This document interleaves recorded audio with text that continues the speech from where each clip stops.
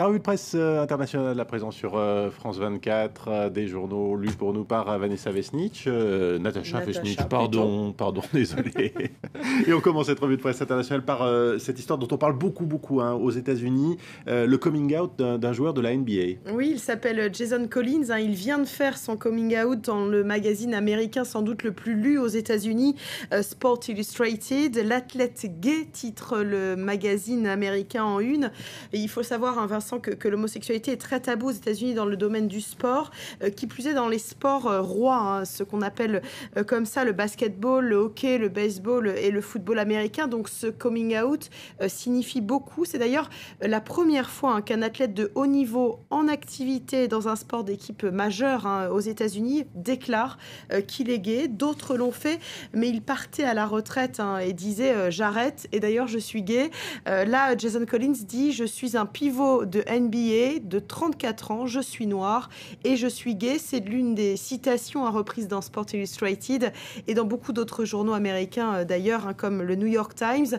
Le New York Times qui nous dit qu'avec ces mots, Jason Collins brise un tabou, car je vous le disais, d'autres l'ont fait avant, mais ils annonçaient leur départ à la retraite en même temps que leur coming out, comme ce joueur de football américain, Robbie Rogers, qui a révélé le mois dernier qu'il était gay et qu'il a arrêté de jouer. Bon, même si depuis, il a annoncé que peut-être il allait rejouer.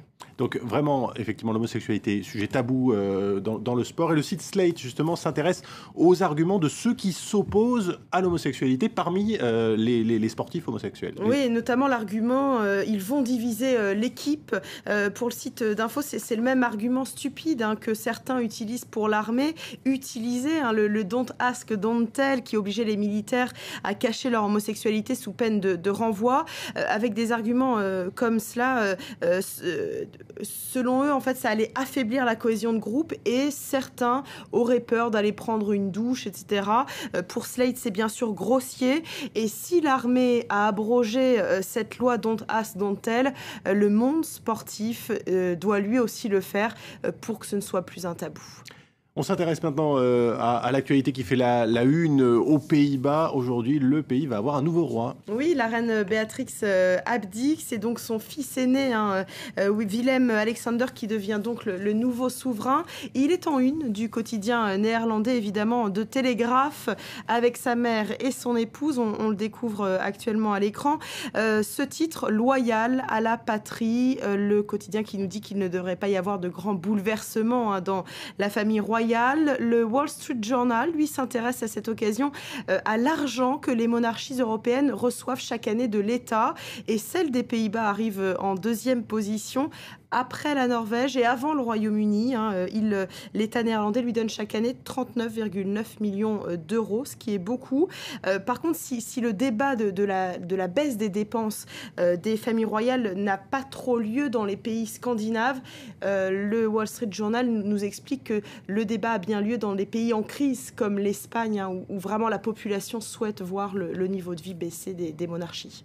On termine, Natacha, avec cette décision de la Commission européenne de suspendre provisoirement, en tout cas, l'utilisation de 3 pesticides qui sont mis en cause dans le déclin des abeilles. Oui, et cette décision fait la une de The Independent ce matin. Une abeille qui butine donc est à la une du journal britannique qui dit qu'enfin l'Europe a voté le plan abeille, et cela malgré le lobbying des industries chimiques et l'opposition de certains pays comme la Grande-Bretagne. Et The Independent applaudit cette décision. Le journal, je ne sais pas si vous en rappelez, a fait campagne pour l'interdiction de ces pesticides pendant 2 ans, avec beaucoup de unes pour alerter l'opinion publique. Et donc dans son édito, le journal britannique regrette bien sûr que la Grande-Bretagne soit l'un des pays qui a voté contre ce plan européen. Comme c'est décevant, s'exclame le journal, mais on peut se réjouir quand même que le bon sens existe ailleurs en Europe et que cette interdiction européenne s'applique partout, y compris au Royaume-Uni. Voilà donc pour la revue de presse internationale. Merci Natacha Vesnich. Bonne journée.